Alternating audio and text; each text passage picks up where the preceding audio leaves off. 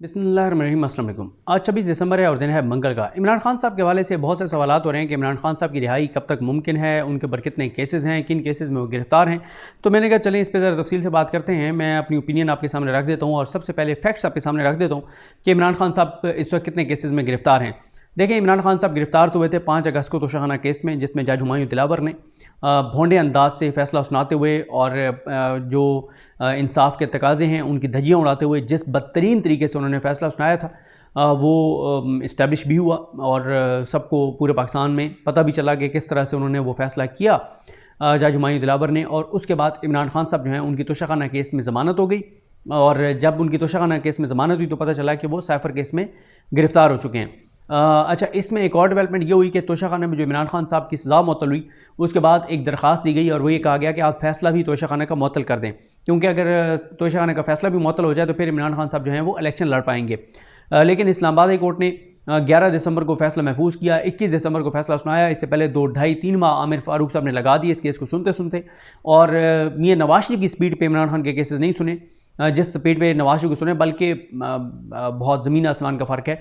जिस तरह से नवाज शरीफ को रिलीफ दिया और इमरान खान साहब के तो केसेस जाते हैं तो पहले एतराज़ात लगते हैं, फिर एतराज़ात के साथ लगती है दरख्वास्त, फिर एतराज़ात दूर होते हैं, फिर हफ्ते के लिए एडजर्न होता है, फिर नोटिस होते हैं और 1.5-2 महीने एक केस चलाया जाता है इमरान खान साहब का, एवरेज 40-50 दिन, और फिर उसके बाद वो दरख्वास्त मुस्तरद कर दी जाती है। ये इस्लामाबाद हाई कोर्ट में इमरान खान साहब के केसेस जो आमिर फारूक साहब के पास है उनका हवाल है। फिर अब तहरीक इंसाफ ने आमिर फारूक साहब ने जो तहरीक इंसाफ की दरख्वास्त से मुस्तरद किया कि फ़ैसला मुअत्तल नहीं किया जा सकता, इसको चैलेंज कर दिया सुप्रीम कोर्ट ऑफ पाकिस्तान में और सुप्रीम कोर्ट में उसके ऊपर एतराज़ात लगे, वो दूर हो जाएंगे और उम्मीद है कि जनवरी के पहले हफ्ते में ये समाअत के लिए मुकर्रर हो जाएगी। और अगर इमरान खान साहब जो हैं उनको उनका ये फ़ैसला मुअत्तल हो जाता है तो फिर इमरान खान साहब इलेक्शन लड़ने के लिए इलेक्शन लड़ने के कन्फर्म एल हो जाएंगे। या ये मामला जब सुप्रीम कोर्ट में जाएगा तो सुप्रीम कोर्ट ये भी फैसला कर सकती है कि जब सज़ा मुअत्तल हो गई है तो वो इलेक्शन लड़ सकते हैं। बहरहाल ये एक सवाल है जिसका देखना है कि क्या अदालत जो है वो फैसला करती है।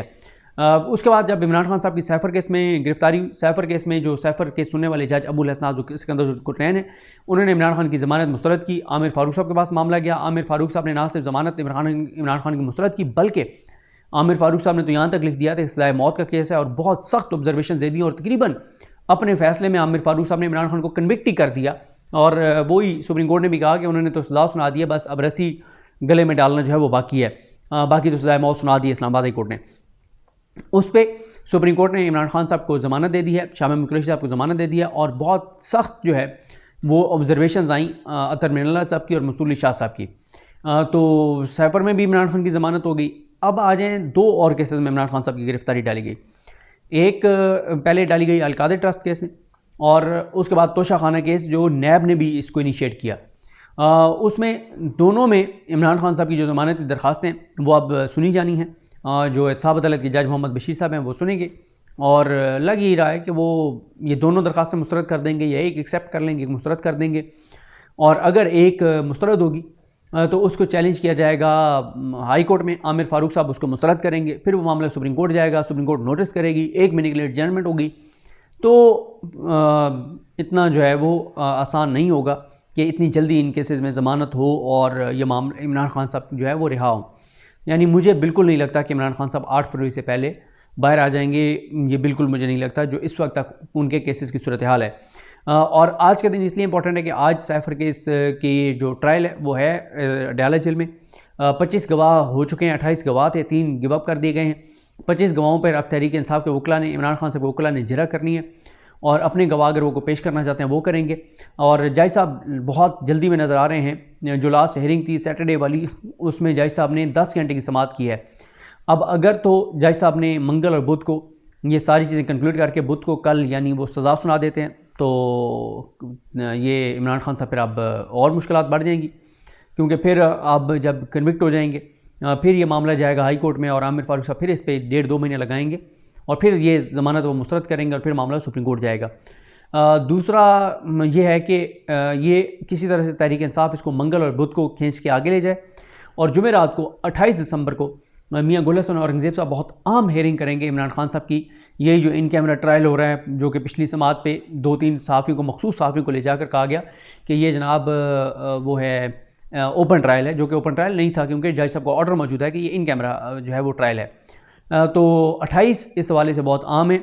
आज भी इंपॉर्टेंट है कि अगर मंगल और बुध को जज सब 10-10 घंटे समाअत करते हैं और मामला कंक्लूड करके और बुध को सजा सुना देते हैं तो बात ख़त्म। दूसरा ये है कि या तो तहरीक इंसाफ आज अर्ली हियरिंग की एप्लीकेशन दे और बताए हाई कोर्ट को कि ये अर्जेंसी है, ये सारा मामला है।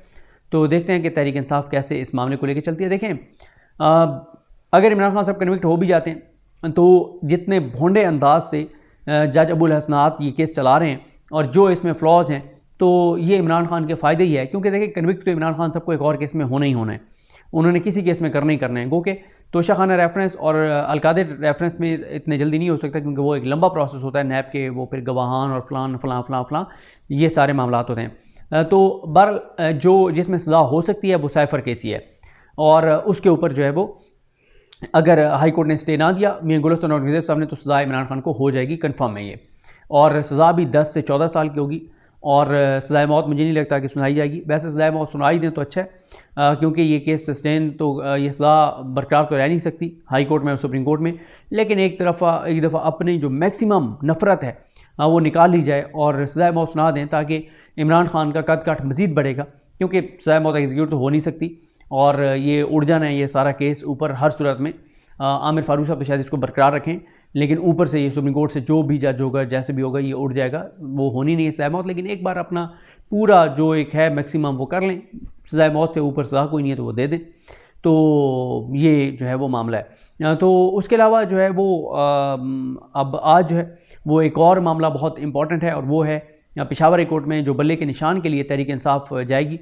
ये मामला बहुत इंपॉर्टेंट है कि आज पेशावर हाई कोर्ट से क्या ऑर्डर आता है, और साथ 2 और केसेस हैं जिसमें इमरान खान साहब जो हैं वो उनका अडयाला में ट्रायल चल रहा है, एक चल रहा है और एक शुरू होगा। जो मुबैना तौर पर जो इल्ज़ाम है, जो एक और बोगस और घटिया और मकरू एक केस बनाया गया है कि इद्दत में निकाह कर लिया, और वो सारा जो झूठे गवाह और वो बहुत बदतहजीबी जो फैलाई गई है, वो जो केस है उसका भी अब ट्रायल जो है वो अडयाला में होगा, जनवरी के पहले हफ्ते में उसकी समाअत है। इसी तरह से इलेक्शन कमीशन की तौहीन का केस, हालांकि तौहीन उसकी होती है जिसकी कोई इज़्ज़त होती है, तो इलेक्शन कमीशन की तौहीन का जो केस है वो भी इमरान खान का ट्रायल अब जो है वो अडयाला में होगा। तो बहरहाल जो इस वक्त चीज़ें नज़र आ रही हैं वो यही हैं कि खान साहब को हर सूरत में साइफर में उनको कन्विक्ट किया जाएगा, ताकि अगर सुप्रीम कोर्ट इमरान खान साहब की सज़ा अपना फ़ैसला मुअत्तल कर देती है तोशाखाना में, तो एक और केस में उनकी कन्विक्शन ज़रूर होनी चाहिए, ताकि अगर 8 फरवरी को इलेक्शन होते हैं तो इमरान खान इलेक्शन जो है वो ना लड़ सकें। तो ये भी हो सकता है कि सुप्रीम कोर्ट इसी तोशाखाना में ही काजी फैसल साहब कहें कि सज़ा फ़ैसला मुअत्तल नहीं हो सकता, तो फिर तो साइफर में कन्विक्ट हों या ना हो, फिर तो इलेक्शन वो नहीं लड़ सकेंगे। तो ये इमरान खान साहब के जो है वो केसेस की सूरत हाल है। टोटल इमरान खान साहब जो अरेस्ट हुए हैं वो हुए हैं ये अलकादिर, तोशाखाना वो साइफर, 4 केसेस में इमरान खान साहब जो हैं वो अरेस्ट हुए हैं, और एक में उनकी ज़मानत हो गई, 2 में उनकी ज़मानत हो चुकी है तोशाखाना में जो क्रिमिनल कंप्लेंट थी उसमें, और जो साइफर है उसमें, और 2 में उनके रहते हैं अलकादिर ट्रस्ट जो नैब रेफरेंस है और जो तोशाखाना नैब रेफरेंस है, इनके अंदर। देखें अभी तो इमरान खान साहब को अगर ये दोनों में भी ज़मानतें हो जाती हैं तो मेरा नहीं ख्याल इमरान खान साहब को इलेक्शन से पहले बाहर आने दिया जाएगा, क्योंकि फिर ये होगा कि फिर इमरान खान साहब को 9 मई के किसी केस में कन्विक्ट कर मुलजिम के तौर पर शामिल करके उसमें गिरफ्तारी डाल दी जाएगी। ये सिलसिला चलता रहेगा।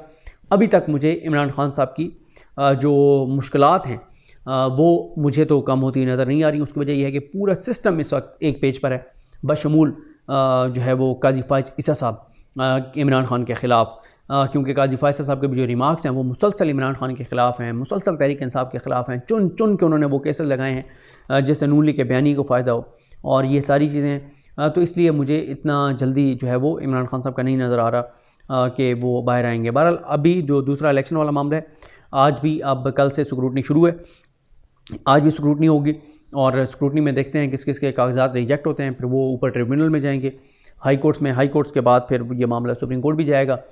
तो ये हैं सारे मामलात, ये हैं अदालती मामलात। तो आज का दिन बहरहाल 2 वजूहात से इंपॉर्टेंट है। साइफर केस में आज क्या होता है अडयाला जेल के अंदर, और बैट वाले निशान के ऊपर उधर क्या होता है पेशावर हाई कोर्ट में, क्योंकि इस वक्त जितनी भी हाई कोर्ट्स हैं उसमें अगर कोई एक हाई कोर्ट इंसाफ दे सकती है तो वो पेशावर हाई कोर्ट ही है।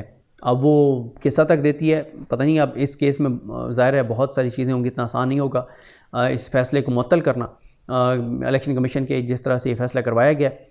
बाकी देखें, बाकी जो हाई कोर्ट्स हैं उसमें जैसे इस्लामाबाद हाई कोर्ट है, लेकिन इस्लामाबाद हाई कोर्ट में क्योंकि मेन बैठे ही आमिर फ़ारूक साहब हैं और वो अपने पास सारे केसेस लगाते हैं, तो ये मसला होता है। वरना आमिर फ़ारूक साहब के अलावा जितने भी हाई कोर्ट के जजेज़ हैं उनका ज़बरदस्त रिकॉर्ड है और वो अच्छे जो है वो फैसले कर रहे हैं, लेकिन आमिर फ़ारूक साहब उनके पास केस लगाते नहीं हैं। तो ये सूरत हाल है। मुझे बहरहाल इलेक्शन से पहले इमरान खान साहब बाहर आते हुए नज़र नहीं आ रहे और यही प्लान है।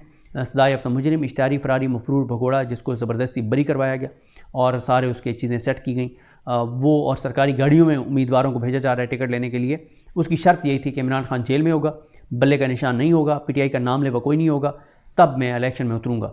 ये ही अगर वो अब चल रहा है सोशल मीडिया पे कि 40 साल की सियासत के बाद अगर ये ज़िल्लत आपने कमानी है तो फिर आपको अंदर थोड़ी सी वो ख्वाजासे वाली बातें होनी चाहिए थी, तो फिर आप वैसे ही घर बैठ जाएँ। मुझे अपनी दुआ में याद रखें। अल्लाह करीम हम सब का हामी नासर हो।